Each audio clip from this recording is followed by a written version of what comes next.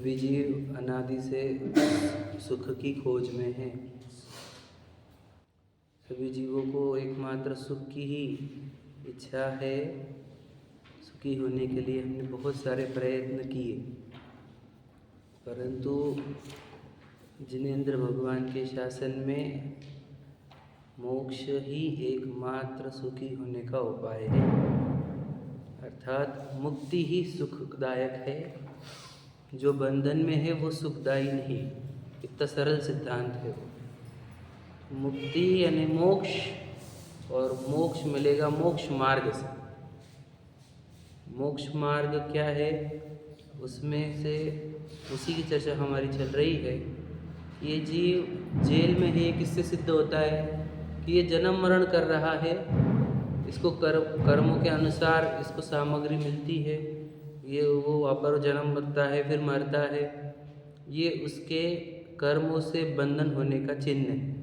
अगर वो कर्मों से बंधन नहीं होता तो यहाँ पे जन्मा कैसे, ये शरीर मिला कैसे, ये घर परिवार गाड़ी बंगले से मिले क्यों, सक्सेस फेलियर क्यों है, निंदा प्रशंसा क्यों है। ये इस बात का चिन्ह है कि ये कर्मों के जाल में फंसा हुआ है।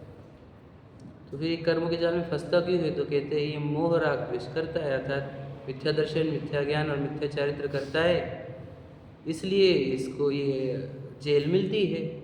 उल्टी मान्यता रखता है, उल्टा ज्ञान रखता है, उल्टा आचरण करता है ना, और कुदेव कुगुरु कुधर्म के पीछे भागता है। इसलिए इसको अग्रहित और ग्रहित मिथ्या दर्शन ज्ञान चारित्र होने से यह जीव संसार में भटकता है। जेल इसके लिए मिलती है। तो इस जेल से निकलने का उपाय क्या, तो कहते हैं अगर ये श्रद्धा सही कर ले, ज्ञान और चारित्र सही कर ले, तो इसको मुक्ति मिलेगी। अर्थात ये सम्यक दर्शन ज्ञान चारित्राणि मोक्ष मार्ग। तो कहे जो सम्यक दर्शन ज्ञान चारित्र धारण करेगा उसको मोक्ष मार्ग प्राप्त होगा, अर्थात मोक्ष प्राप्त होगा। ये सम्यक दर्शन ज्ञान चारित्र क्या है, तो कहते हैं ये दो प्रकार से समझा सकते हैं। जो अच्छे ज्ञान को धारण कर चुके हैं उनको निश्चय मोक्ष मार्ग बताएंगे, और जो प्रारंभिक भूमिका में है उनको व्यवहार से मोक्ष मार्ग बताएंगे। तो निश्चय से मोक्ष मार्ग क्या है कि हम जो वस्तु है, हम चैतन्य वस्तु है, सत्ता हमारी चैतन्य है, मैं जानता देखता हुआ एक परमात्म तत्व, ऐसा विश्वास हो जाना, सच्चा विश्वास है ना, सब दृढ़ विश्वास हो जाना कि मैं चैतन्य भगवान। तो जिसको ये विश्वास होता है उसको निश्चय सम्यक दर्शन होता है ना। पर द्रव्य की रुचि छूटी और अपनी रुचि हो गई, समझे, ये निश्चय सम्यक दर्शन। और फिर हम अपने आप को जानने लगे, ये सम्यक ज्ञान है, और हम अपने आप में लीन हो गए, यही सम्यक चारित्र है, निश्चय वाला। यही उपदेश जिनेंद्र भगवान की प्रतिमा दे रही है। फिर व्यवहार से सम्यक दर्शन ज्ञान चरित्र क्या है, तो कहते व्यवहार से सम्यक दर्शन क्या है कि आप 7 तत्वों की सच्ची श्रद्धा करो। 7 तत्व जैसे है उसकी वैसी श्रद्धा करो, तो आपको व्यवहार से सम्यक दर्शन होगा। व्यवहार सम्यक दर्शन होने के बाद निश्चय सम्यक दर्शन होगा, है ना। तो 7 तत्वों की श्रद्धा करते हुए हमारे को बताया गया कि पहले आप जीव तत्व की श्रद्धा करो। तो जीव तत्व क्या होता है, तो कहते जीव तत्व के 3 प्रकार होते हैं, बहिरात्मा, अंतरात्मा और परमात्मा। 3 प्रकार के जीव। बहिरात्मा वो है जो देह को और जीव को एक ही मानते हैं। अब ऐसे जीव कितने हैं इस दुनिया में, विचार करो आप, बताओ कितने। तो ये जितने मनुष्य है उसमें कितनी संख्या होगी मनुष्य में, परसेंटेज में बात करें तो कुछ छोड़े तो बाकी सब, और मनुष्य छोड़े ये तिर्यंश पूरे सब, सोचो तुम, सब देह जीव को एक गिने हैं। देवों में भी कुछ सम्यक दृष्टि छोड़े तो सब देव उस शरीर को और आत्मा को एक जानते हैं। नारकी में भी कुछ सम्यक दृष्टि है, उनको छोड़कर बाकी सब जीव देह और आत्मा को एक ही मानते हैं, वे सब बहिरात्मा है, समझ रहे। अंतरात्मा कौन होते हैं, तो कहते हैं जो आत्म ध्यान करने वाले मुनि है वे उत्तम अंतरात्मा है। जो मुनि दीक्षा धारण करके आहार विहार निहार आदि क्रिया में संलग्न है ना, वे मुनि और प्रतिमाधारी, अणुव्रतधारी, ऐसे श्रावक वो मध्यम अंतरात्मा है। और जिसे ये विश्वास तो हो गया कि मैं चैतन्य तत्व हूँ परंतु व्रत नहीं ले सका, ऐसा अविरत सम्यक दृष्टि जो होता है वह जगन्य अंतरात्मा है। हमने गुणस्थान से भी बताया था आपको, ठीक है, कि 12वें गुणस्थान वाले जो होते हैं या फिर हम है ना ध्यानस्थ वे, उनको हम उत्तम अंतरात्मा बोलते हैं, या हम कहेंगे 8वें 9वें 10वें 11वें 12वें, ये उत्तम अंतरात्मा। 6ठे 7वें वाले मुनिराज मध्यम अंतरात्मा, और 5वें गुणस्थान वर्ती श्रावक भी मध्यम अंतरात्मा, और ये जगन्य परमात्मा को, जगन्य अंतरात्मा कौन है? 4थे गुणस्थान वाला सम्यक। याद है क्या बोला था अपन ने? फिर अरहंत भगवान कौन से गुणस्थान वाले होते हैं? 13 और 14। सकल परमात्मा की बात पढ़ी अपन ने। सकल परमात्मा किसे कहते हैं? जो शरीर सहित हो। शरीर सहित है तो क्या लिखा उनको क्या लिखा कि सकल क्या लिखा कि दे लोकालोक निहारी, लोकालोक को निहार रहे। लोकालोकी मतलब क्या? लोक मतलब ये 3 लोक, और आलोक मतलब उसके बाहर के पूरी एरिया, आलोक कहते हैं जिसको, पता है ना, लोकाकाश और अलोकाकाश बताऊंगा मैं, जो है ना। तो सबको जो जान रहे हैं, लोक आकाश भी अलोकाकाश भी, और भूत भविष्य वर्तमान काल, ऐसे अनंत परमात्मा है ना। तो जो जिनेंद्र भगवान की प्रतिमा हमारे सामने है, प्रतिमा जो मंदिर में विराजमान है, पूरी धरती पर जहाँ जहाँ है, वे सब क्या है? वो सकल परमात्मा के साथ रहने वाले शरीर की मुद्रा है, बराबर है। मतलब अरहंत परमात्मा के साथ रहने वाले शरीर की प्रतिमा, शरीर का आकार है वो। हम उस शरीर के आकार को देखकर वो अरहंत परमात्मा को समझते हैं और फिर अरहंत परमात्मा की भक्ति करते हैं। वो भी आएगा, लाइन में बताऊंगा आपको, है ना। तो अरहंत परमात्मा को जो देखेगा, उनके अनंत गुण, अनंत सुख, अनंत शक्ति, वितरागता जिसको पसंद आएगी और उन रूप होने की भावना होगी, उसको ही उनकी भक्ति कही जाएगी। जिनको ये कंसेप्ट ही पता नहीं है ना, कि भगवान जी शरीर सहित है, शरीर से भिन्न है, उनको तो भगवान जी की भक्ति होती ही नहीं है। ध्यान से सुन लेना, क्यों? उनको तो भगवान दिखे नहीं है तो भक्ति कहाँ से आएगी? समझे क्या? समझ लेना बात को, सही है कि नहीं? भगवान जी दिखे ही नहीं कि भगवान जी कौन है, तो भक्ति कहाँ से?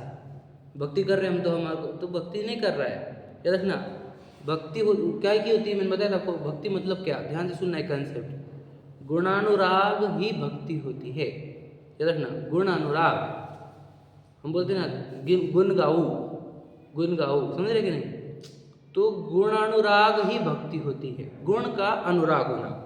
गुण मतलब क्या? क्वालिटी, कि उनके अंदर कुछ तो भी स्पेशल क्वालिटी चाहिए, उसका हमारे को अनुराग है, प्रेम है, तो भक्ति है। अब भगवान जी कौन है? हम अगला ग्रह पद्मासन खड़गासन वाले, वो पार्श्वनाथ जी, शांतिनाथ जी, समझ रहे कि नहीं? तुम बाहर से देख रहे हो भगवान जी को, तो तुम्हारे को तो उनके गुण पता ही नहीं चले। उनके गुण कौन से बताओ? उनके गुण ये है कि वो अनंत चतुष्टयधारी है ना। इसका अर्थ कहता है अनंत दर्शन, अनंत ज्ञान, अनंत सुख, अनंत वीर, ये उनके गुण हैं। और वीतरागी है, सर्वज्ञ है।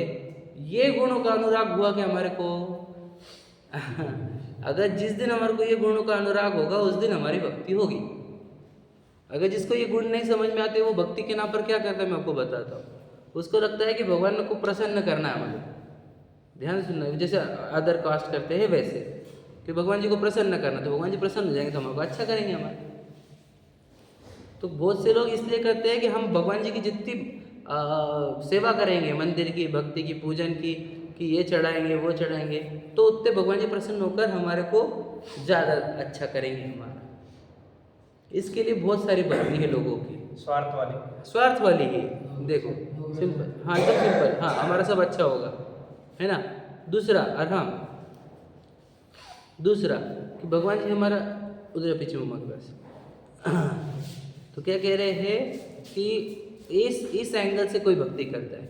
दूसरा और एक एंगल बता दो, कि जो थोड़ा सा और मैच्योर्ड है, वो क्या बोलता कि नहीं भगवान जी तो अच्छा नहीं करते, लेकिन भगवान जी की भक्ति से पुण्य बंधेगा। ध्यान सुनना, तो पुण्य से तो हमारा अच्छा होगा।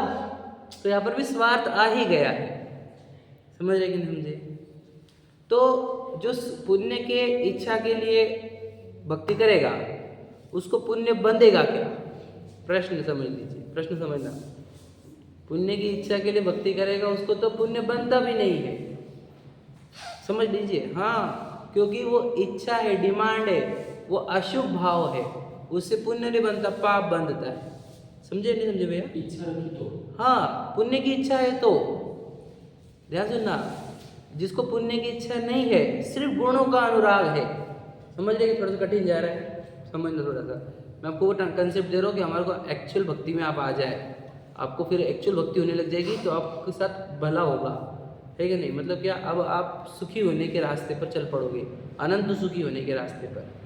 तो यदि हमारे को उनके गुणों का अनुराग आ कि भगवान कैसे बोलते, धन्य जनेश्वर देव तुम नाशे कर्मजु आठ, कि भगवान आप धन्य हो, आपने 8 कर्मों का नाश करा, आप वीतरागी अपने राग का नाश करा, द्वेष का नाश किया, है ना, आपने लोकालोक को जाना है, आप धन्य हो। तो ये वाला हो रहा है, भक्ति ने उनके गुणों का अनुराग हो रहा है, गुणों का अनुराग शुभ भाव है और उससे पुण्य बंध होता है। समझे क्या कहा? गुणों का अनुराग मतलब गुणों से, गुणों के प्रति हमारे को बहुमान आया, बहुमान कि भगवान कितने महान हो, आपने कितना बड़ा काम कर दिया, मुझे भी यही काम करना है, ये जब भावना प्रकट होती है, इससे पुण्य बंधक होता है। ऐसे भक्ति क्यों होना चाहिए? तो कोई भी भक्ति देखो, आप कोई भी आपके मन की भक्ति उठाओ, आरती करते हैं, ठीक है, आपके मन की भक्ति और आपके मन की आरती उठाओ, और मैं आपको, जब हम ऐसी प्रकार की भक्ति करते हैं तो स्वाभाविक अपनी इच्छा भी वैसी होती है ना, कैसी? जैसा अभी बोला आपने। हाँ हाँ ठीक है, समझ रहे। हाँ? कौन समझ रहा है? भगवान जी को आत्मा समझ रहे क्या हम? नहीं समझे। समझे क्या? फिर भक्ति कहाँ हो रही? भगवान जी कौन है? आत्मा है ना, परमात्मा, परम आत्मा। भगवान जी को आत्मा देखा नहीं तो हम भक्ति किसकी कर रहे हैं? पता है क्या? इसी की। हमको लग रहा है ये वितरागी हुआ है, ये सर्वज्ञ हुआ है, समझे कि नहीं समझे? हम सोचो, हम पार्श्वनाथ जी की भक्ति कर रहे हैं, हम आदिनाथ जी की कर रहे हैं, हम आदित्यनाथ जी कर रहे हैं, उस परमात्मा की नहीं कर रहे, समझे कि? ध्यान से सुनना, ध्यान से, और गहराई में जाके बता रहा हूँ, थोड़ा कठिन, हाँ जो कठिन लग रहा है थोड़ा सा समझने की कोशिश करो, गहराई है, मुझे पता है डेप्थ है, लेकिन बहुत इंपॉर्टेंट है। हाँ, तो मैं पूरा आपके मन की कोई भी भक्ति आरती लाओ, देख लेना उनमें गुणों का ही स्मरण है, गुणों का स्मरण है, लेकिन लोग समझे नहीं ना इसको, उसमें से क्या कर दिया, वो वाली लाइनें हाईलाइट कर दी जिसमें मुझे कुछ मिलता है, समझे क्या नहीं? कि आपके पूजा से क्या होगा, धन संपत्ति यश बालक बच्चा मिलेगा, बस ये होगा, बस हमारा काम होगा। कहने से पहले प्रभु देते धन संपत्ति यश बालक बच्चा, तो हो गया, हमको वो पूरी आरती याद होगी कि नहीं होगी, फिर ये लाइन तो हमको याद है, समझे क्या नहीं? ये तो गलत ही हो गया ना, समझा ही रहा हूँ। इसलिए सकल परमात्मा का कंसेप्ट समझ के समझ लो कि सकल परमात्मा का अर्थ होता है जो शरीर के साथ एक परम आत्मा है। वो परमात्मा क्यों है? क्योंकि उसने समस्त दुखों का नाश किया, समस्त विभावों का नाश किया, कषायों का नाश किया, राग द्वेष का नाश किया, कर्मों का नाश किया, और जो अनंत सुख को प्राप्त हुआ है, मुक्ति को प्राप्त हुआ है, हमें उनकी वंदना करनी है ताकि हम भी उन जैसा बन पाए। तो हम आते क्यों है मंदिर में? बताओ क्यों आते हैं? हम ये प्रेरणा लेकर आते हैं कि हमें क्या बनना है, वो हमें सीखने के लिए आते हैं। आप कोई भी मोटिवेशनल स्पीकर को सुनो, वो बोलते हैं लाइफ में पहली चीज़ कुछ चाहिए तो गोल सेटिंग चाहिए, बराबर है कि नहीं? First step is goal setting, बराबर है? तो मंदिर में आने का एग्जैक्ट रीजन ये था, गोल सेटिंग। लोगों को लगे बेगिंग, समझ रहे? गोल सेटिंग कि हमारे को बनना क्या है। सुबह सुबह दर्शन करने को क्यों भेजा गया बताओ? कि तुझे सीख ले कि तुझे बनना क्या है, दिन भर का सोच ले आज क्या करना है। हाँ, कि दिन भर कैसे बिताना चाहिए दुनिया, तुझे वितरागी होना है ना, तो दिन भर राग द्वेष मत बिता, पहले वितरागी जीव को देख के आ जा, पहले अनंत सुखी जीव को देख के आ जा, तो फिर तू धन के पीछे भागेगा, सुखी होने के पीछे भागेगा। धन और सुख में चुनने का होगा तो मैं सुख को चुनूंगा, यदि मैं वो गोल सेट सही कर लूँ तो, बराबर है कि नहीं? अगर गोल सेटिंग गलत हो गई तो सुख को साइड में रख के धन चुनूंगा। इसलिए जिनेंद्र भगवान का दर्शन और कुछ नहीं है, गोल सेटिंग है कि मुझे बनना क्या है जीवन में, मुझे मनुष्य को कैसे स्पेंड करना है, किधर की ओर लेकर जाना है। तो बोलो अनंत सुख की ओर, अनंत ज्ञान की ओर, मुक्ति की ओर, ये हमारा जीवन का लक्ष्य है। ये सकल परमात्मा के दर्शन का लॉजिक हुआ, समझ में? मैंने कितना डीप है ये बताना चाहा। मैं बस आपको एक हिंट दी, तो आप कोई भी भक्ति उठाओ, कोई भी लेके आओ मेरे पास, मैं आपको बता दूंगा वहाँ पे ओरिजिनल भाव ये है कि हम उनके गुणों का स्मरण करें। लोगों ने बाद में कुछ कुछ डाला है उसके अंदर, लेकिन ओरिजिनल तो वही है। कोई भी लाओ, देखो मैं बताता हूँ आपको, प्रभु पतित पावन ले लो, इसमें सबसे फेमस है इसके लिए, ठीक है। बोलो, मैं अपावन चरण आयो शरण जे तुम ना पहचानो, है ना।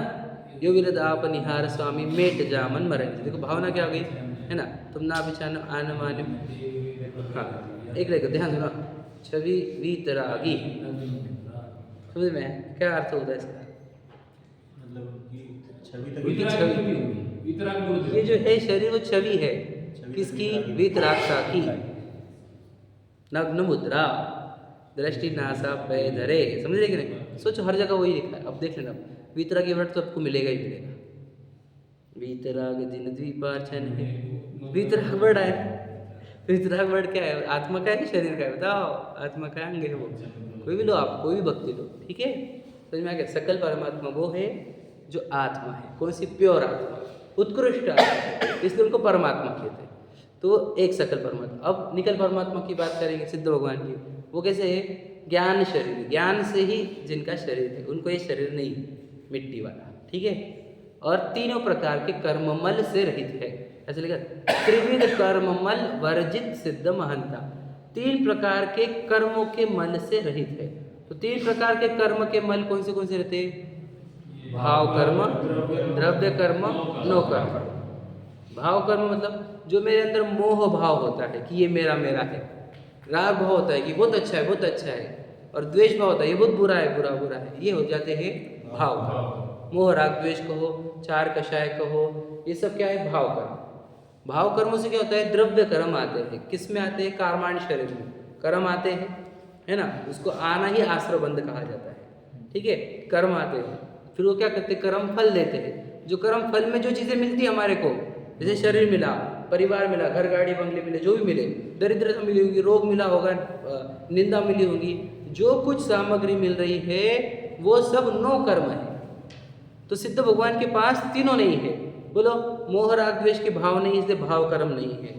8 कर्मों का नाश हुआ है, कर्माण शरीर का नाश हुआ है, इसके लिए द्रव्य कर्म नहीं है। और द्रव्य कर्म नहीं है तो शरीर कहाँ से आएगा? तो नो कर्म में नहीं। बल भी नहीं मिलेगा। हाँ, फल भी किस बात का? समझे कि नहीं? जब कर्म ही नहीं है स्टॉक में, तो समझे कि नहीं? मान के चलो एग्जाम, देखो भगवान महावीर हमारे जैसे गर्भ में आए, गर्भ कल्याणक हुआ, जन्म कल्याणक हुआ, 30 साल तक घर गृहस्थी में, ठीक है। भले विवाह नहीं किया लेकिन थे, घर में थे। तो फिर दीक्षा ली, ठीक है। तो कितने कर्म थे जब दीक्षा ली? तब 8 कर्म थे। ध्यान से सुन लेना, बराबर है। 8 कर्म थे। भाव कर्म थे क्या? भाव कर्म भी थे, ध्यान से सुन लेना। राग और द्वेष कुछ था दीक्षा लेने के पहले, था ना, तो इसने दीक्षा ली नहीं थी, फिर 30वें साल में दीक्षा ली तो राग द्वेष कम हो गए, बराबर है। 12 साल लगे काहे के लिए बताओ? राग द्वेष का नाश करने के लिए। ध्यान सुनना, मतलब भाव कर्मों को नाश करने के लिए, बराबर है। तो 12 साल बाद हुए वितरागी, और वितरागी होते के साथ तुरंत सर्वज्ञ बनता है। मतलब क्या? फिर 4 घातिया कर्म नष्ट हुए, समझ रहे। तो 30वें साल तक तो भाव कर्म थे, 30वें से 42वें साल तक भाव कर्म कम होते होते गए, 12वें साल के बाद भाव कर्म पूरे नाश हुए, और उसी के साथ 4 घातिया कर्म भी नाश हुए। द्रव्य कर्म में से 4 कर्म नाश हुए, इसलिए क्या हो गया? केवल ज्ञान हो गया, अनंत ज्ञान हो गया, अनंत चतुष्टय प्रकट हो गया, समझ रहे, अरिहंत बन गए। और फिर क्या हुआ? जो आयु बची थी 30 साल की, तब तक दिव्य ध्वनि खीरी, और फिर धन्य तेरस, और फिर हम निर्वाण, भगवान महावीर के निर्वाण, दिवाली बोलते हैं जिसको हम। तो उसके बाद क्या हुआ? बोलो क्या क्या नष्ट हुआ? भाव कर्म भी नष्ट हो गए, वो तो पहले ही हो गए थे 42वें साल में। द्रव्य कर्म भी नाश हुआ जब आयु के नाश हुए, तब पूरे के पूरे, और फिर शरीर का भी नाश हुआ तो सिद्ध बन गए। हाँ, नो कर्म भी नाश हो गए, तो कोई पत्नी नहीं, बच्चे नहीं, बच्चे तो सही नहीं, समूह शरण नहीं।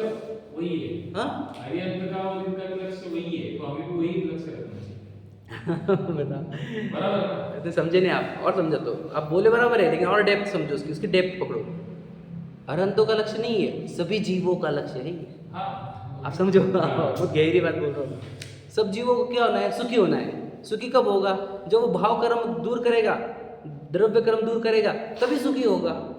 तो फिर तीर्थंकरों ने, वो तीर्थंकरों जैसे 24 तीर्थंकर आते हैं इस धरती पर, वो क्या संदेश देकर जाते हैं हमारे को? सबके सब एक ही टाइप का रास्ता अपनाते ना, सभी के सभी गृहस्थी में थे, सभी ने दीक्षा धारण करी, सभी ने फिर केवल ज्ञान प्राप्त किया, दिव्य ध्वनि से उपदेश हुआ और फिर सब कर्मों का नाश करके सिद्ध बन गए। सब ये 24 अनंत काल से चलती आ रही है, अनंत काल तक चलेगी। हर काल में 24 से आकर यही उपदेश देती है। बात समझो आप, ऐसा कोई दूसरा उपदेश है ही नहीं। क्या बोला जाता है मोक्ष मतलब क्या, बोलो अष्ट कर्म दहनाय का अर्थ क्या होता है भैया? आठों कर्मों का नाश।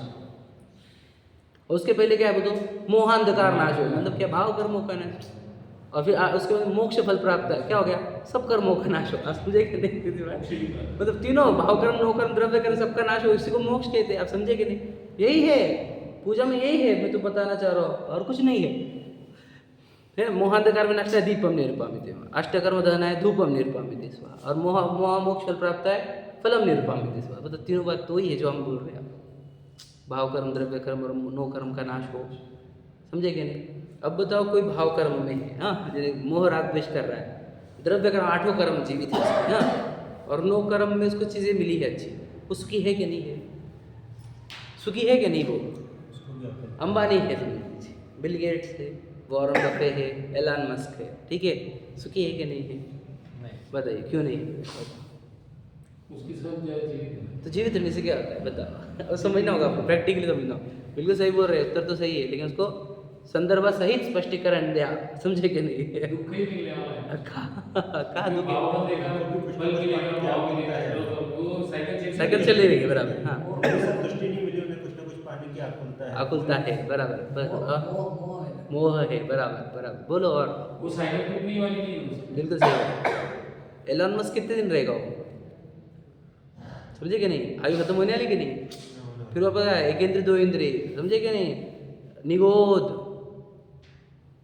समझे कि नहीं? समझो बात, समझो गहराई से।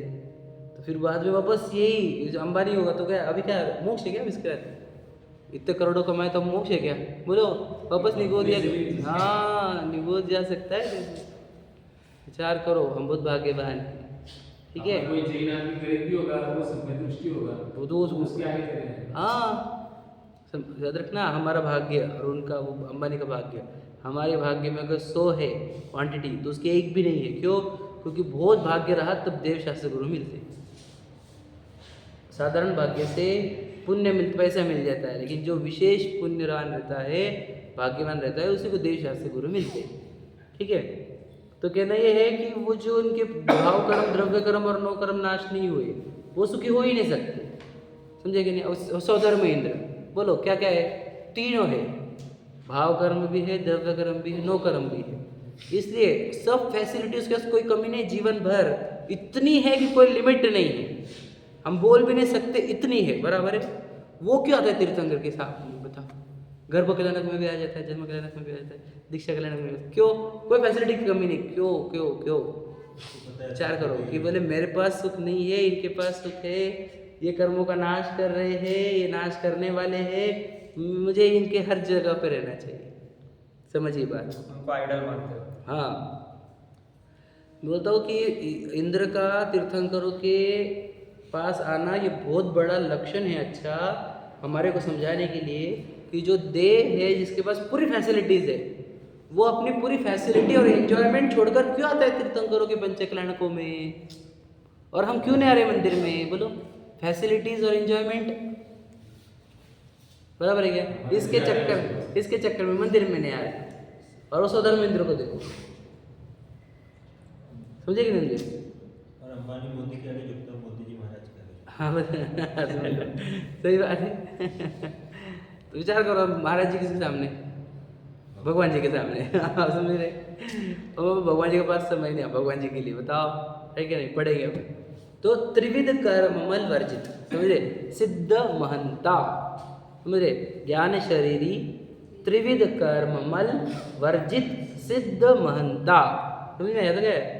तेहे अमल निकल परमात्म भोगे शर्म अनंता। तेहे अमल है ना, तेहे निकल अमल परमात्म, ठीक है? निकल का अर्थ तो आप समझते ही हो, शरीर रहित निकल, हाँ। और अमल का अर्थ क्या? कि कोई मल नहीं है, समझे क्या नहीं? तो मल कौन से बताया, ऊपर भी लिखा है त्रिविध कर्म मल, समझ रहे, ऊपर की लाइन में, और नीचे भी अमल लिखा है। तो मल क्या होता है बोलो, कर्म मल होते हैं, बराबर है। तो ये जिसको हम देख रहे हैं वो मल है। मल समझते हैं आप, मल विसर्जन, आप समझ रहे, ये मल है, ये कर्म मल है, भाव कर्म मल है। हम मल का आकर्षण है हमारा, मल का प्रौढ़ भी है। अब सिद्ध भगवान को समझेंगे, समझ में आएंगे अमल किसको कहा गया, बताओ। सिद्ध भगवान को अमल कहा है, मल मल रहित हुए, मतलब क्या, निर्मल तो सिर्फ भगवान सिद्ध है, बाकी सब मलिन है। विचार कितना डेंजर, उनके शरीर का आकर्षण है। यदि मल सोचो, इस शरीर से मल ही निकलता है, पहले बात समझ रहे। और कर्म मल ही है, कर्मों ने दी हुई सामग्री है, तो ये मलिनी चीज है, इसलिए वो अशुचि भावना है हमारे पास, और ये अशुचि है, गंदी। तो 3 प्रकार के मल होते हैं, द्रव्य कर्म, भाव कर्म, मोह कर्म, समझ में। तो इन तीनों कर्म से रहित, ऐसे कहा, देह निकल अमल परमात्म, है ना, निकल परमात्मा है, अमल परमात्मा है। भोगे शर्म अनंता, मतलब क्या, भोगे मतलब क्या, भोगते, शर्म का अर्थ है सुख, अब सुख लिखा है, भोगे सुख अनंता, तो शर्म लिखा है, भोगे शर्म अनंता, अनंत सुख को भोगते हैं। मैं अब बोलेंगे वही प्रश्न था बच्चों का भी हमारे पाठशाला के, क्यों सिद्धू जी तो अभी करते क्या है वो। अब मैं बोला बेटा आपको थोड़ा थोड़ा समझा इनको, मैंने आप तुम्हारे लेवल में तो बाद में समझूंगा तुम्हारे को, अब कैसे समझाए तुम्हारे को, अभी कितना सुख है करके। अब तो वो वही बात है कि सिद्ध भगवान को सुख का है, तो हम बोलते समझ लो उसको, घर नहीं, गाड़ी बंगला नहीं, बताते प्रॉपर्टी नहीं, बच्चे नहीं, कुछ नहीं, खाना नहीं, पीना नहीं, तो क्या का सुख है क्या नहीं। तो बेटा तू ये सब कर रहा है ना, ये सब एक्टिविटी, घर गाड़ी बंगला प्रॉपर्टी वगैरह, तुझे पहले कर्म पूरा की पूरा तड़पा देते हैं, और तुझे मिले तुझे लगता है कितना आनंद आया मुझे, तो समझा ही नहीं, तड़पाना चालू ही तेरे को कर्मों से, निरंतर तेरे को इग्निशन, समझेगा नहीं, हर एक मिनट पर ट्रिगर किया जा रहा है, भड़काया जा रहा है तेरे पास आदमी। तेरे को एक साल के प्यास लगी तो वो पानी मिल गया, तू समझ, तेरे को प्यास से तड़पाया गया कि नहीं, पहले पानी मिला इसकी खुशी मत मना, तो पहले समझ, तेरे को तड़पाया किसने पानी के लिए। ये समझे कि नहीं समझे। तो वहां पर तड़पाने वाला कोई बचा ही नहीं, यहाँ पे तड़पा तो कौन है, कर्म तड़पाते हैं, इधर से नो कर्म, समझेगा नहीं, द्रव्य कर्म से इधर याद रखना, जब तक असाता वेदनी में शुदा वेदनी तृषा वेदनी ना आए तब तक प्यास लगती नहीं। तो प्यास लगी इसका अर्थ क्या, तृषा वेदनी सता रही है, शुदा वेदनी सता रहा है, भूख लगी, तो वो शुदा वेदनी और तृषा वेदनी के अनुसार भूख लगती है, तब तू सामग्री के पास भागता है खाने की, वहां पर उनको वो शुदा वेदनी ही नहीं है, तो तड़पा ही नहीं रहा को, तो क्या को जाएंगे विष्णु के पास। ये भी तो अर्घ है ना हमारा, शुद्धारोग विनाशनाय नैवेद्यम निरुपामिते, शुद्धारोग भी तो है ही नहीं, पता है कि नहीं, रोग है वो, वहां पर रोग नहीं उनको, तो अनंत सुख क्यों भोग रहे हम। याद रखना, हम लोग तो, हम तो कितना अच्छा है, घर गाड़ी बंगले प्रॉपर्टी, समझा नहीं तू, एक एक की अग्नि लगाई हुई देखो, कि पत्नी चाहिए उसकी अग्नि लगाई वाली, बच्चा चाहिए उसकी भी अग्नि लगाई वाली, समझ रहे कि नहीं, प्रॉपर्टी चाहिए, घर चाहिए, कार चाहिए, प्रसिद्धि चाहिए, नाम चाहिए, ख्याति, इतनी अग्नि तेरे अंदर जलाई हुई है, तू उसके लिए प्रयत्न कर रहा है, जो लग रहा देखो मैं कितना मेहनत कर रहा हूँ, समझा नहीं तू, समझे, ये अग्नि लगाने वाला कर्म है, वो उनको ये सब चीजें नहीं है, तो क्यों, क्योंकि उनको अग्नि भी नहीं है, वैसे दर्द भी नहीं, पीड़ा भी नहीं है, वो शुद्धा की तृषा की कोई भी पीड़ा नहीं है, समझे कि प्रसिद्धि की पीड़ा नहीं, सुंदर तो दिखने की पीड़ा नहीं, शरीर ही नहीं है, शरीर नहीं तो पीड़ा क्या सुनती होंगी बताओ। तो इसलिए कह रहे हैं अनंत सुख यहाँ पर, क्योंकि दुख देने वाले कर्म होते हैं, वो कर्म है ही नहीं, फिर करते क्या है। वही बात हो रही, अनंत सुख को भोगते हैं।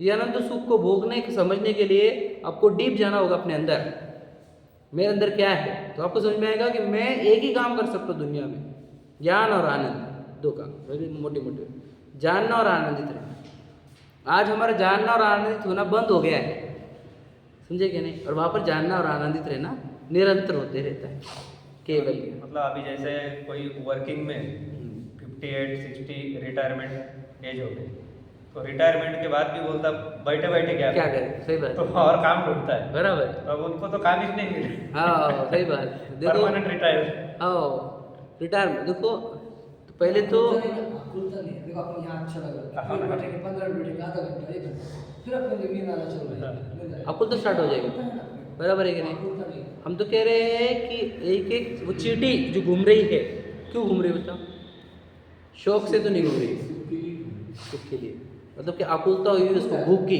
भूख की आकुलता हुई कि नहीं उसको, तभी तो चल रही है। तो यहाँ पे each and every Mankind and humans and birds and everything काहे के लिए मूव हो रहे हैं? आकुलता के आधार पर, बराबर है। आकुलता को दूर करने के लिए, दुख को दूर करने के लिए। दुख कौन दे रहा है? कर्म दे रहे हैं, समझे कि नहीं? कर्म दुख देंगे और उसको दुख दूर करने के लिए प्रयत्न करेगा, बराबर है। वहां पर दुख देने वाले कर्म नाश हो गए तो दुख ही नहीं है, तो क्या है? सुख ही सुख है बस, समझे कि नहीं? आपको ये सब कब समझ में आएगा? जब आपको संसार का दुख दुख दिखेगा, तब वो मोक्ष का सुख सुख दिखेगा। अब यहाँ पर हमको दुख दिखता ही नहीं, हमको लगता है कि मैं कितना अच्छा घर, प्रॉपर्टी है, घर है, गाड़ी बंगला है, मस्त खा पी रहा हो, घूमना घूमना, समझ नहीं रहा कि तू निरंतर तड़पाया जा रहा है।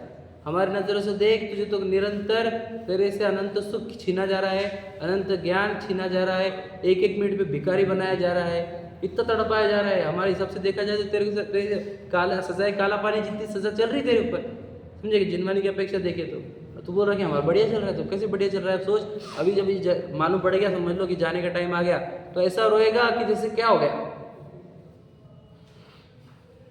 तो बहुत सुखी था ना, फिर तू रो क्यों रहा है? तुझे डर क्यों है कि मैं जाऊंगा तो क्या होगा? मेरे इतने अच्छी प्रॉपर्टी, इतने अच्छे बच्चे, परिवार, गाड़ी बंगला, ये सब छोड़ के जाओगे? तो सुखी है ना, फिर रुक जाना इधर ही। क्यों दुख रहा है? फिर बीमारी आ गई तो रिपोर्ट आगे कल हो क्या करेगा फिर बताओ? बोलना क्या है, समझ रहे? अब सुख है, 1 मिनट की गारंटी है कोई तो भी चीज़ की, बताओ।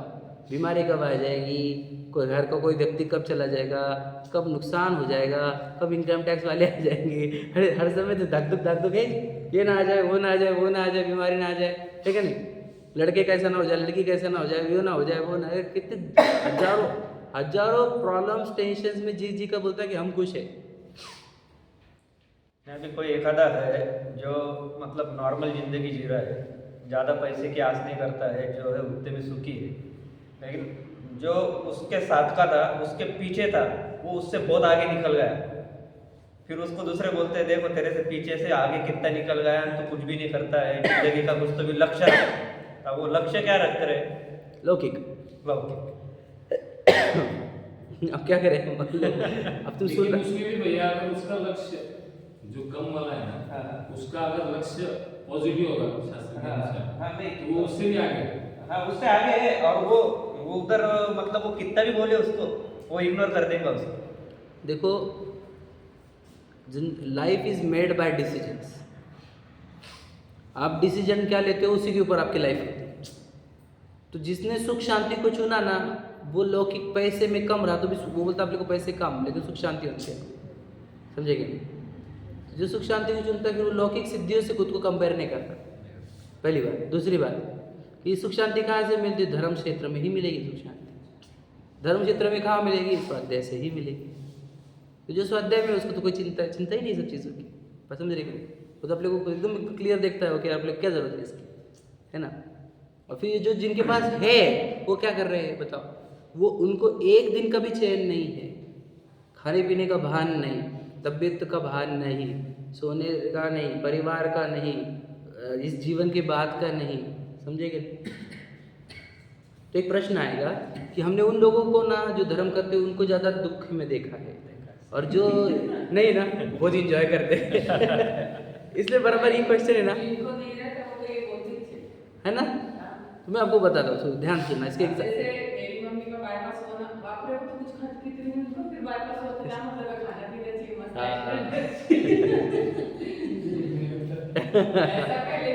हाँ बिल्कुल सही। नहीं, और अपने लोगों को स्पेशली दूसरे लोग बोलते हैं तू मतलब ये समझ तुम्ही तो काही खात नाही पीत नाही तरी तुम्हाला अटॅक येतो, सच ये बोलते हैं।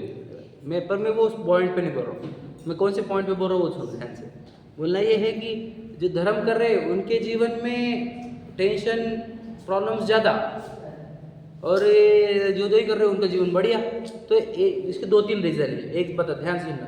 पहला तो ये है कि ये पंचम काल है, इसमें बुरे लोगों का अच्छा और अच्छे लोगों का बुरा होगा, ये याद रखना। हंस चुगेगा दाना का, हाँ कौवा मोती खाएगा, श्री रामचंद्र कहेगा इसे, समझेगा? तो पंचम काल है, इसमें बुरे लोगों का अच्छा और अच्छे लोगों का बुरा होता है, पहली बात। दूसरी बात कि देखो, एक बिल्डिंग में आग लगी है, समझ लीजिए 2 बिल्डिंग है ऐसे ऐसे, दोनों में आग लगी है, 50-50 फ्लोर की बिल्डिंग है, तो कोई 25वें फ्लोर पर है, तो उसने देख लिया कि नीचे आग लग गई है, तो वो बोलो फटाफट तैयारी कर रहा है, ए उठो उठो उठो, भागो भागो भागो भागो, नीचे से आग आ रही है, अपन मरेंगे। तो वो बहुत चिल्ला रहा है, चीख रहा है। तो ये 24वें वाला, 27वें वाला, 38 वाला बोल रहे क्यों चिल्ला रहे, पागल है क्या? समझे कि नहीं? क्यों चिल्ला रहा है ये? बोल रहे तुम क्यों चिल्लाते? तो चिल्लाना और टेंशन लेना इसके जीवन में ज़्यादा ही दिखेगा जिसने नीचे की आग देख ली। समझ गए क्या नहीं?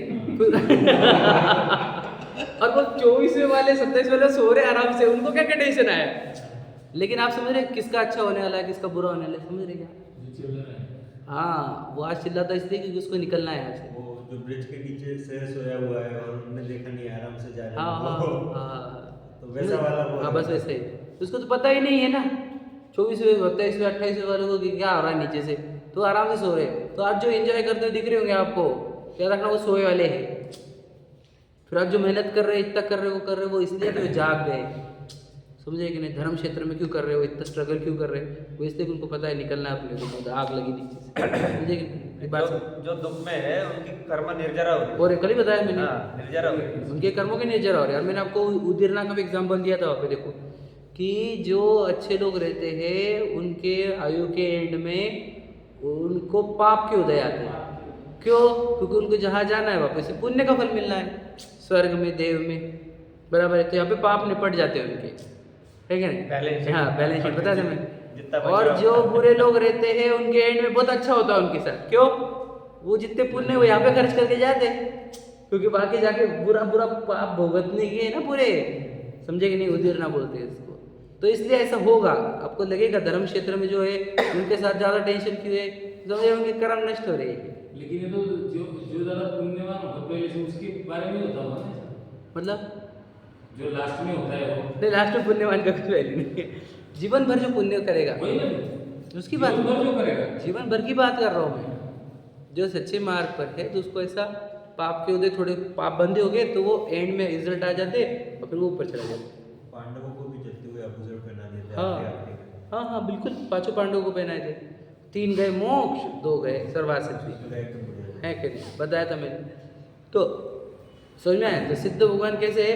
अनंत सुखी, भोगे शर्म अनंत, अनंत सुख को भोग रहे हैं। और ये संसारी जीव, हम भी बहुत सुख को भोग रहे हैं गोवा में, खान पान में। बेटा याद रखना, ये जो फैसिलिटीज़ मिली गोवा वगैरह एंजॉयमेंट वाली, ये बहुत कम लोगों को मिला, जिसको बहुत पुण्य था। उसको इसलिए मिला था कि वो आत्मकल्याण कर सके, वो भुगत रहा है कहीं और। अब सोचो इसका क्या होगा, बहुत डेंजर आने का इसका रिजल्ट। बाकी ये 2-4 हज़ार लोगों को छोड़ दो तुम, अमीर लोगों को, बाकी सोचो कितनी पब्लिक है वो खाने पीने को तरस रही है, रोटी को तरस रही है, आजीविका को तरस रही है, समझे कि नहीं? एजुकेशन को तरस रही है, कपड़ों को तरस रही है, कितनी पब्लिक है वो, अनंत जीव है राशि। उनको इतना तड़पा कौन रहा है? कर्म। हमारे को क्यों तड़पाने रहा? ताकि हमारे को फैसिलिटी दी गई हमारे पुण्य ने कि तू, देखो शरीर से सताएंगे नहीं हम, देखो पैसे से सताएंगे नहीं, परिवार से सताएंगे नहीं, तो तेरा काम कर लेना। तो उसको क्या लगता है? शरीर सता रहा नहीं, परिवार सता रहे नहीं, पैसा सता रहा नहीं, करो एंजॉय। समझे क्या नहीं? अब सोचो इसका क्या होगा, बहुत बुरा आने का रिजल्ट। तो अभी एक ग्रुप में मैसेज डाला था, आपने आते रहते हो, लाइफ में अगर एंजॉय करोगे तो एंजियोग्राफी नहीं होगी। देखो अब देखो अब जो भी होगा आप देखो, हाँ। समय बताएगा सब कुछ। तो एंजॉय कर, हम तो वही बोलते हैं कि एंजॉय करो, बोलो एंजॉय करना है ना, एंजॉय करो, तड़पो मत। समझे कि नहीं? समझ गए? एंजॉय करो ओरिजिनल वाला, तड़पो मत। विश्व के पास जाके तड़प रहे हो, भीख मांग रहे हो, तो एंजॉय क्या कर रहे हो? फिर वो जो विश्व के पास जाके भीख मांगता है, आड़ा टेढ़ा खाएगा, उसको एंजियोग्राफी होगी। जो एंजॉय करेगा कि कुछ नहीं चाहिए मेरे को, है क्या नहीं, वो उसकी एंजियोग्राफी नहीं होगी। आत्मा में समझे? आत्मा लीन में होके। वही एंजॉयमेंट एक्चुअल वही। ठीक, अब आगे तो आगे क्या लिखा देखो, ते हे अमल निकल परमात्म भोगे शर्म अनंता, बराबर है? बोलो आगे क्या है? बहिरात्मता हे जानित जी अंतर आत्म भूजे, परमात्म को ध्याय निरंतर जो नित आनंद पूजे। देखो 3 चीजें लिखी, देखो बहिरात्मता हेय जानी, तो पहली बात मतलब क्या, बहिरात्मपने को हेय जाना। हेय का अर्थ क्या होता है, छोड़ने योग्य। सुने अपने हेय वर्ड, हेय, गेय, उपादेय। सुनिए कि मैं अपनी पहली बात सुन रही हूँ, ध्यान देना। हेय, गेय, उपादेय। हेय मतलब छोड़ने योग्य, गेय मतलब जानने योग्य, और उपादेय मतलब ग्रहण करने योग्य। हेय मतलब छोड़ने योग्य, गेय मतलब जानने योग्य, और उपादेय मतलब ग्रहण करने योग्य। ठीक है, ऐसे दुनिया को डिवाइड किया जाता है। तो कहते हैं बहिरात्मता जो है वो हेय है, छोड़ने योग्य है। छोड़ने योग्य है। सोचो, हम इतने साल से धर्म का अवलंबन ले रहे हैं, हमने गरीबी छोड़ने के लिए बहुत मेहनत करी, बराबर है कि नहीं? अप्रसिद्धि छोड़ने के लिए बहुत मेहनत करी, बराबर है। अख्याति मतलब जैसे ख्याति नहीं हमारी, तो ख्याति लाने के लिए हमने कितनी मेहनत करी, समझे कि नहीं? हम अकेलेपन को तोड़ने के लिए हमने कितनी मेहनत करी, साथी लाओ, है ना, परिवार लाओ, गाड़ी बंगले लाओ, ये लाओ, है ना। और हमने बहिरात्म छोड़ने के लिए एक बार भी मेहनत नहीं। पता ही नहीं, पता ही नहीं। हाँ बराबर है। पता है आपको, मैं आपको और बता दूंगा, हमने घर भी बहुत बार छोड़े, ध्यान सुनना। हमने वस्त्र भी बहुत बार छोड़े, ध्यान सुनना क्या बोल रहा हूँ मैं आपको, क्योंकि पता है ना, मुनिव्रत धार अनंत बार। हमने जो छोड़ा नहीं आज तक वो ये है, बहिरात्मपने को नहीं छोड़ा, आज तक नहीं छोड़ा हुआ है। अगर हमने एक बार भी बहिरात्मपना छोड़ दिया रहता तो अभी हम मोक्ष में रहते। हाँ, तो अभी छोड़ना क्या है हमारे को, समझ लीजिए। बहुत लोगों को लगता है अरे मेरे को चाय छोड़नी, मेरे को कॉफी छोड़नी, समझे कि नहीं? तू बहिरात्मपना छोड़, तेरी चाय भी छूटेगी, तेरा नमक भी छूटेगा। मैं पक्का बोलता हूँ, मैं एकदम गारंटी से, कि जो पता चल गया कि मैं शरीर नहीं हूँ, तो शरीर को आकर्षण किया भाई, ये छोड़, तो हम एक झटके में हजारों चीज छूटेगी, गुलामी मत। समझे कि नहीं? हाँ मतलब समझ लीजिए, एक झटके में पूरी चीज छूटेगी। और अगर तू ये बहिरात्मपना नहीं छोड़ेगा तो को चाय छोड़ना ऐसे लगेंगी जैसे बहुत बड़ा पहाड़ छोड़ना है मुझे, समझे? वहाँ पर अपने छुट्टी होगा। छोड़े भी तो बोलता है बस 3 दिन बचे अपने आप। लेकिन 1 महीना और लिया था हमने, 3 दिन बचे हमारे, समझे गए? तो वो छोड़ता कैसा है, समझ गए? आकुलता पहले दिन से। वैसे वो तो छुट्टी नहीं, वो तो याद रखना, सिर्फ शरीर से छोड़ी हमने, अंदर तो जो की त्यों बनी हुई है। और तुम बहिरात्मपना छोड़ो, तुम्हारे एक सभी चीजें एक साथ छूटेंगी। ये सब शरीर के चोचले है, कुछ नहीं चाहिए अपने को। शरीर चले इसलिए अपने को चाहिए फूड, वो टेस्टी होने की आवश्यकता नहीं है। वो रन करे जिससे वो सात्विक रहे, जो पचाए, मुझे ध्यान लेने में लीन करे, ध्यान में मदद करे, ऐसा डालूंगा उसके अंदर, बाकी कुछ डालने की जरूरत नहीं। ऐसा हो जाने पर क्या, हजारों चीज छूट जाएंगे एक साथ। कब? जब बहिरात्मपना छूटेगा तब। बहिरात्मपना बना रहेगा तो तुम वस्त्र भी छोड़ दो, समझे कि नहीं, तब भी तकलीफ होगी ही होगी। तो छोड़ना क्या है, बहिरात्मता है जानी, बहिरात्मपने को छोड़ना है। मतलब क्या, कैसे छोड़ते इसको? शरीर और आत्मा को भिन्न भिन्न जाना, एक नहीं जानने का, 2 जानने का, बस। समझे कि नहीं? तो 2 जानने का है कि नहीं? बुद्ध हमारे बोलते हैं कि अगर कोई स्वाध्यायी व्यक्ति है, बेड पर है, ठीक है, तो उसको अब उपदेश देने को गएगा, वो उसकी ज़्यादा सुनने की कैपेसिटी नहीं है, तो बस इतना बोल देने का उसको, समझ में? हाँ, बराबर है। मतलब आखिरी में इतना तो भी उसका वो समझ टाइम जाओ। तो बहिरात्मपना छूट समझ जाता है। आएगा नहीं? 2 है 2 जान ले। और बाद में एक अपन बस अपना ध्यान कर, मतलब इससे भी उपदेश दिए जा सकते हैं, आप समझे कि नहीं? 2 और 1, समझे कि नहीं? आपको भी समझ लेना, जहाँ पर 2 है उसमें मैं 1 हूँ, ये याद रखना। वो स्वाध्याय के लिए करना है, मतलब हाँ, जिसने पहले स्वाध्याय किया है। इसलिए बोला ना, उसको तो उंगली पे समझ जाएगा वो, समझे क्या कि नहीं? बोलना चाह रहे हैं? तो देखो, समझदार बन गया ना, तो समझदार को तो इशारे में बस काफी हो गए। हाँ, जो समझदार ने उसको कितना भी बोल, सांकेतिक। सांकेतिक भाषा बस हो गई उसको, है कि नहीं? इशारा। तो बस इतना ही समझ लो, आपको पूरा सीख लिया ना अपने, इतना समझना। 2 चीजें है, एक शरीर है, एक में, समझे कि नहीं? तो जिसने 2 को 2 जाना, वो बहिरात्मपना छूटा, और जिसको 2 दिख रहे नहीं, एक ही दिख रहा है, उसको बहिरात्मपना है, समझे कि नहीं? तो ये जिनवानी क्यों सिखा रहे हैं हम आपको, बोलो? मेरे जिनवानी सिखाने का उद्देश्य क्या है? कि मैं विशाल प्रसिद्ध हो जाए, सबको मैं पंथ चेंज करा दूँ, सबको तेरापंथी बना दूँ, तो समझे नहीं पागा। मेरा ये ऑब्जेक्टिव है क्या सबको ये बनाना वो बनाना। अरे आपका बहिरात्मपना छूटे इसके लिए सिखा रहे हैं। अगर बहिरात्मपना छूटेगा आपका तो आप जैन धर्म के अनुयायी बनोगे।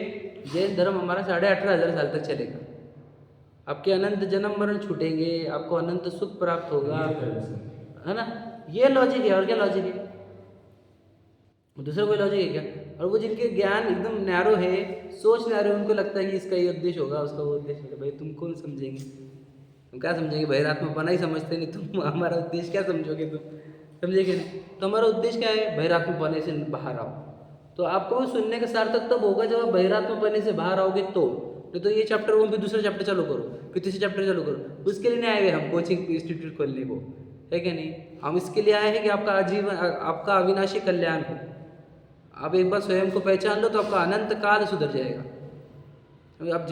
आप वो हो जो जिनेंद्र भगवान का शासन स्वयं के भाग्य में लेकर आए हो, जिनवानी लेकर आए हो।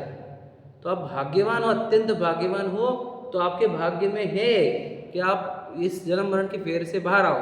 पूजा तो रोज वही कर रहे हैं हम, लेकिन उसके लिए प्रयत्न नहीं कर रहे। अब जन्म जरा मृत्यु नाश नाय का भावना भी है, तो कैसे नाश होगी? हो बहिरात्मपना छोड़ दो, जन्म जरा मृत्यु नाश हो जाएगी। बहिरात्मपना समझ रहे? बहिरात्मपना छोड़ो, संसार ताप नाश हो जाता। बहिरात्मपना छोड़ो, वो जो आत्मा दिख रहा है वही तो अक्षय पद है। बहिरात्मपना छोड़ो, कामबाण भी नाश हो जाएगा। बहिरात्मपना छोड़ो, क्षुधारोग नाश हो जाएंगी। बहिरात्मपना छोड़ो, मोहांधकार नाश होगा। समझ रहे कि नहीं? सब इसी में है, बहिरात्मपना छोड़ने में।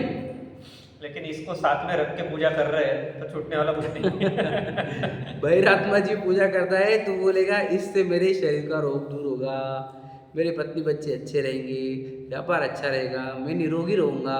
तो इसके लिए करता है वो बहिरात्मपना। पूजा क्यों करता है? वो इस एंगल से करता है। तो वो बहिरात्मपना करके पूजा कर रहा है तो आत्मा भी बहिरा बन जा रहा है, कुछ भी नहीं सुनता है। बराबर बराबर।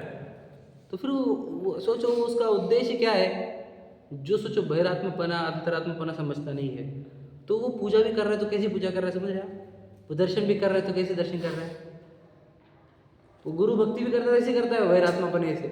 उसको पता भी नहीं कि महाराज जी जो रहते हैं वो आत्मा है, शरीर नहीं है। वो शरीर को ही पूछते रहता है। समझे कि नहीं? महाराज जी शरीर है क्या वो? तो इसलिए तो फिर ये मेरे गुरु, वो मेरे गुरु। हाँ बराबर, एकदम सही बात है। हम तो बातें भी उस प्रकार से ही होती है। हाँ महाराज जी की साथ बातें भी उस प्रकार इसी से प्रकार की हो रही है। अब जो मुनिराज होते हैं, आत्मा का नाम मुनिराज है। अंतरात्मा जो रहती है उसको मुनिराज कहा गया।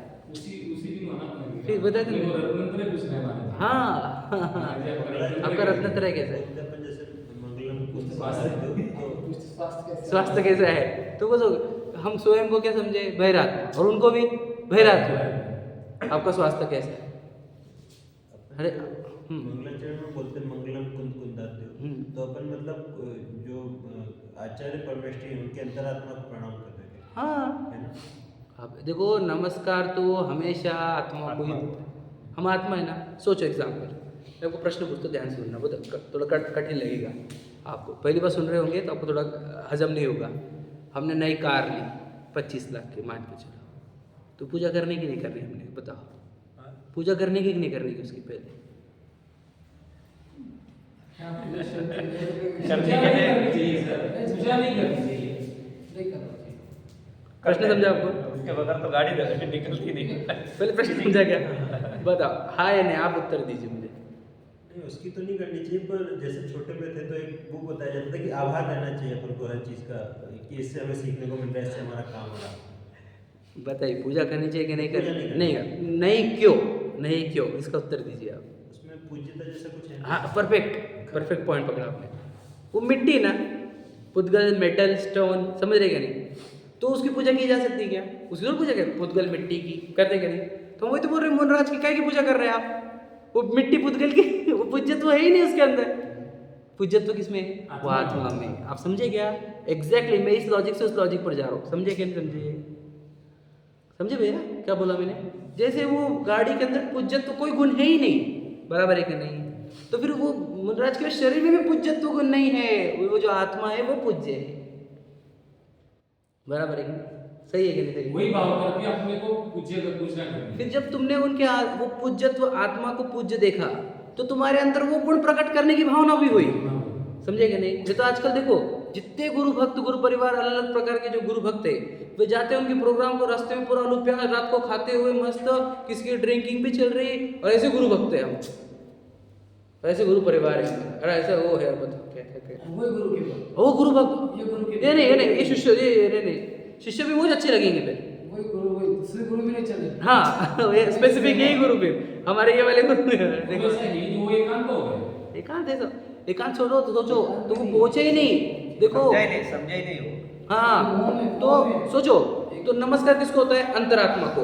तो यदि मैं गुरु को नमस्कार कर रहा हूँ एक को, तो सबको नमस्कार हुआ कि नहीं हुआ? क्योंकि मैंने उस आत्मा को नमस्कार किया जो अंतरात्मा हुआ है, तो मेरे तो एक साथ सभी मुनियों को नमस्कार हुआ। वो बोलते नहीं तुम ये महाराज जी का कहो, हमारे वाले महाराज जी का, तो तुम्हारे महाराज जी अलग किसके है? एक महाराज जी में सब महाराज जी समामित है क्या नहीं? व्यक्ति विशेष पूजा, व्यक्ति विशेष हो ही नहीं, गुणों की पूजा। 5 परमेष्टि नमोकार मंत्र में भी क्या है बोलो? 5 परमेष्टि के नमस्कार किसको किया? पदों को। वो गुण को जो धारण करता है उस पदों को नमस्कार किया है, व्यक्ति का तो नमस्कार है ही नहीं हमारे पास। अगर उनको मेंशन करना तो फिर वो भी इसमें भी नाम आ जाता था का, नाम तो एक भी नहीं है। और एक इसका प्रूफ ये भी है ना, अपने जितनी भी तीर्थंकर की प्रतिमा है पूरी एक जैसी है, बिल्कुल सेम है, तो कोई अंतर तो है ही नहीं। हाँ मतलब क्यों नहीं अंतर? सोचो मैं आपको बता देना कि अगर तुम जयपुर में जाओगे तो तुम बोलेंगे ये हमें कोई प्रतिमा चाहिए, तो हम बोलते कि बोलते कौन से चाहिए तुम्हारे? शांतिनाथ जी, तो हिरन कर देगा, बस वो हिरन कर देगा। अब तो बोले महावीर चाहिए तो वो शेयर कर देगा। समझे? प्रतिमा बनाने में तो बनाते हो बोलते नहीं कि पार्श्वनाथ जी की बनाओ कि शांतिनाथ जी की बनाओ, प्रतिमा बनाते हो पूछते क्या हो? नहीं पूछते एंड में, क्योंकि सभी की सभी सेम है। क्यों? गुण समान होते हैं। समझे क्या नहीं? वैसे मुनि महाराज को उनके गुण आत्मा सब आत्मा तो समान ही है। फिर ये वाले अच्छे नहीं, ये वाले अच्छे नहीं, समझे क्या? मैं देखता हूँ कि गुरु भक्ति बोलते हैं, मुनि भक्ति बोलते हैं, एक उनके जो मुख्य है उनको बहुत पूजेंगे और बाकी के बाजू से भी जाएंगे तो भी कोई रिस्पेक्ट नहीं है। ये कौन सी भक्ति हुई तुम्हारी मुनि भक्ति? एक को मुख्य बाकी सब ऐसे क्या? अब सोचो ऐसे होता है कि नहीं होता है? ऐसा होता है कि नहीं? बताओ। बाकी को सबको साइड में कर देते, ये बस हो गई। तो व्यक्ति विशेष हो गए तुम तो एकदम परफेक्ट। तो ये कोई भक्ति नहीं है, क्योंकि तो उसमें तो क्लियर ध्यान में आ रहा है कि आत्मा को नमस्कार हो रहा है, हो ही नहीं, उसमें शरीर को ही हुआ। तो अरे तो मैं इस मुद्दे से ये सब सिद्ध कर रहा हूँ कि गुरु भक्ति कहाँ हो रही है बताओ? गुरु मैं तो आपको बोलता हूँ ना, एक तो गुरु भक्ति नहीं और हम बाद में, क्योंकि कोई अंतरात्मा पहचान तो थोड़ी। अभी जैसे आपने बोला ना कार की पूजा करनी चाहिए या नहीं चाहिए, अभी अपन तो समझो इससे दूर है, ज्ञान नहीं है आपको, हाँ। लेकिन अपन पूजा करने के लिए भी उनको बुलाते हैं, वो भी आ जाते हैं। अच्छा ठीक है। अब सोचो, आपने सोचो, मैं और बताओ तुमको, देखो अब ये एक कार के निकले ना, और बता दो कि बैल की पूजा करते लोग, तो अपने जैन धर्म में अलाउड है बैल की पूजा करना? नहीं, क्योंकि तिरंज गति क्या चाहिए? सोचो, ये भी नहीं बोला गया हमारे, समझे कि नहीं समझे? सोचो, वो तो जीव है तब भी नहीं। क्यों? क्योंकि तिरंज गति भाव गुणों की अपेक्षा से हमारे से कम है वो, तो हम उसकी पूजा नहीं करेंगे। समझ लेना बात को, समझ रहे? बहुत गहराई समझना। हमारे घर में अब सोचो, हमारे जिन धर्म में 5 परमेष्टि, समझे क्या? के अलावा किसको नमस्कार नहीं? क्यों? क्योंकि यही गुणों में सर्वोत्कृष्ट है। अरिहंत सिद्ध आचार्य पद साध, बाकी किसी को पूज्यता नहीं हमारे पास। नमस्तु इन 5 को ही है, बाकी किसी को नमस्तु है क्या? विचार करो, समझो कितनी गहराई बात बोल रहा हूँ मैं आपको। ये तो महान जिन धर्म है हमारे को, बोलते नहीं जिसके अंदर गुण नहीं उसको पूज्यता नहीं, बराबर है कि नहीं?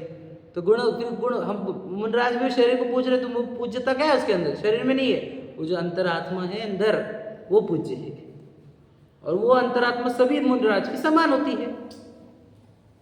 समझे कि नहीं? और बोल देता हूँ, आप एक मुनराज का नाम लेकर नमस्कार करते हो तो आपको 1 का पुण्य मिलता है। हम 3 कम 9 करोड़ बोलते हैं तो वो 9 करोड़ करीब उतने को नमस्कार का पुण्य मिलता है हमारा। समझे क्या नहीं? और दूसरी बात, अगर आपसे बोले कि समस्त मुनिराजों की वितरागी संतों की जय, तो अनंत मुनियों को नमस्कार करने का पुण्य। तुम एक व्यक्ति विशेष पर क्यों रुकना चाहते हो? समझे क्या नहीं क्या कह रहे हम? तो पदों को नमो अज्ञानम में सभी आचार्यों को हो गया, अनंत काल लोक में सभी आचार्यों को नमस्कार हो गया ना सब। तो तुमने हमारे महाराज जी का नाम ले लिया, अरे तुम्हारे इसमें नहीं आ रहे क्या? आए आगे नहीं इसमें, तुम क्या अलग से बोलना चाहते हो हमारे? आएंगे वो तो आगे हो इसमें बहुत विशाल है ये। विषय, ये जो Concept है। हाँ ऐसा बोलेंगे। बहुत बड़ा विस्तारित सब्जेक्ट है और बहुत हाँ। इम्पोर्टेंट है। इसमें बहुत से बातें बंद हो जाती है। सब गलत चीजें सब बंद हो जाएंगी इससे। हाँ। तो वही प्रॉब्लम है। मैं तो बोलता हूँ ना, जब भी समाज के प्रॉब्लम्स मेरे सामने लेके आते हैं ना, मैं उनको यही बोलता हूँ, हजारों प्रॉब्लम का एक सोल्यूशन है स्वाध्याय। तुम्हारे हजारों प्रॉब्लम एक साथ सॉल्व होंगे स्वाध्याय से। अब इतना ही अंतरात्मा कंसेप्ट सीख लो, पूरा गड़बड़ मिस्टेक हो जाएगी, खत्म हो जाएगी पूरी मिस्टेक खत्म। अब आप गहराई से उतरो इसके अंदर, ठीक है। तो क्या छोड़ने को कहा है? बहिरात्मापना छोड़ने को कहा है, ठीक है नहीं? लोग क्या क्या छोड़ रहे सोचो, लेकिन बहिरात्मापना कोई नहीं छोड़ रहा। वो जिनवानी पढ़ेंगे तो मालूम पड़ेगा, छेड़ डाला इतनी गहराई से पढ़ेंगे तो मालूम पड़ेगा। बहिरात्मापना छोड़ने का फिर क्या रहेगा? अंतर आत्म पूजे, मतलब क्या? अंतर आत्मा होना है, समझे क्या नहीं? होइए आप अंतरात्मा होइए, बहिरात्मापने को छोड़िए, अंतरात्मा होइए, समझे कि नहीं? अगर हम जीवन बीत गया और अब बहिरात्मापने रह गए हम, तो समझना हमने जीवन बर्बाद कर दिया, हमारा मनुष्य को बर्बाद किया। अगर हम बहिरात्मा से अंतरात्मा हुए तो हमने जीवन को सार्थक किया है। याद रखना मेरी बात क्या बोल रहा हूँ मैं। आप बहिरात्मा से अंतरात्मा हो गए, आपके 2-4 भाव 8-10 भाव में मोक्ष तो निकट है एकदम। अगर बहिरात्मा से अंतरात्मा नहीं हुए, शरीर छूटा, तो अब इसके बाद अनंत काल भी लग सकता है वापस मनुष्य बनने को ही, और मोक्ष को तो और भी बहुत बड़ा काल। समझे कि नहीं समझे? तो हमारे जीवन का लक्ष्य क्या होना है? बहिरात्मा से अंतरात्मा होना, समझे कि नहीं? और फिर आगे क्या करना है? परमात्म को ध्याय निरंतर, जो नित आनंद पूजे, है क्या नहीं? परमात्म को ध्यान निरंतर, जो नित आनंद पूजे ना। हाँ देखो, तो क्या कह रहे हैं कि परमात्म को ध्याय निरंतर। निरंतर का अर्थ क्या है? नी यानी नहीं, अंतर का अर्थ क्या है? गैप के बिना। परमात्म को ध्याय, ध्याय मतलब क्या? ध्यान करना चाहिए, मतलब क्या? निरंतर परमात्मा का चिंतन करना चाहिए, निरंतर, बिना अंतर पड़े, तो हम परमात्मा बनेंगे। तो हम परमात्मा का चिंतन कब आता है? सुबह सुबह उठे, मंदिर आ गए, हो गए काम, कोई लेन देन नहीं बाद में दिन भर भगवान जी से, है क्या नहीं? क्योंकि हम दर्शन कैसे करते हैं? मतलब शरीर के दर्शन करके जाते हैं ना। अगर भगवान जी के गुण याद आ गए कि भगवान जी तो इतने महान है, उन्होंने समस्त विभाव का नाश किया, कर्मों का नाश किया, अनंत सुखी हुए, तो अनंत सुखी जीव बार बार रिपीट होना चाहिए हमारे, है क्या नहीं? निरंतर वही ध्यान में रहना चाहिए। जिसका एम मनी है, उसको अंबानी दिन भर याद आते रहते, देख लो कितना कमा रहा है क्या नहीं? होता क्या नहीं? अब समझ लो हमारा कॉम्पिटिटर है, वो बहुत धंधा कमा रहा है, बाजू वाला ही है, तो हमें दिन भर ध्यान उसका, देख लो कितना चल रहा है उसका, देखना कितना चल रहा है, समझे क्या नहीं? तो हम भी ध्यान कर रहे हैं कॉम्पिटिटर का निरंतर। तो वैसे ही जिसको सुखी होना है, जिसको मुक्त होना है, वो निरंतर परमात्मा का ध्यान करते हैं। कह रहे अपने को जल्दी से मुक्त होना है भगवान जी जैसा, अपने को भी मुक्त होना है, अपने को भी वितरागी होना है, अपने को भी सर्वज्ञ होना है, समझे क्या नहीं? तो वो जीव पार होगा इस मोक्ष, समझ रहे? इस संसार से पार होगा कौन? जो बहिरात्मापना छोड़ेगा, अंतरात्मा होगा और परमात्मा का निरंतर ध्यान करेगा। तो आप बोलेंगे ध्यान मतलब ऐसे ही बैठना है, ऐसा नहीं, कंटिन्यू उनका ही धुन चली रहे अपने पीछे बैकग्राउंड में। वो जो कहानी नहीं कि वाल्याचा वाल्मी झाला, हाँ दरोडेखोर था वो, हाँ ना, तो उसको राम राम बोले तो हाँ। बोले मेरे से नहीं हुई, फिर मरा मरा बोल, हाँ हाँ, नॉन स्टॉप मरा मरा बोला, तो वो कुछ उसमें रामायण राम राम होने लग गया। मतलब हाँ वो कथा है, वो कथा एग्जैक्टली लॉजिक में बैठती, पर बोलना ये है हमारे को कि इसमें से कि हमारे को इस जीवन का उद्देश्य क्या है, हम काहे के लिए आए? अमीर बनने को आए क्या? प्रसिद्ध बनने को आए क्या? सुंदर बनने को आए क्या? बोलो, दादा दादी बनने को आए क्या? पड़दादा पड़दादी बनने को आए क्या? उसके लिए नहीं आए हुए। नहीं, ये सब बनने के पीछे भी अपना लक्ष्य वो है, तो वो इससे तो वो होने वाले नहीं है। हाँ। तो हम बनने का एक, हम अंतरात्मा बनने को आए हुए। हम तो बनना चाहते थे परमात्मा, लेकिन पंचम काल में जन्मे, तो एटलीस्ट अंतरात्मा तो बन जाओ, और परमात्मा बनने की भावना भाव, तो बस निकट काल में परमात्मा बन जाएंगे, उत्कृष्ट आत्मा, है कि नहीं?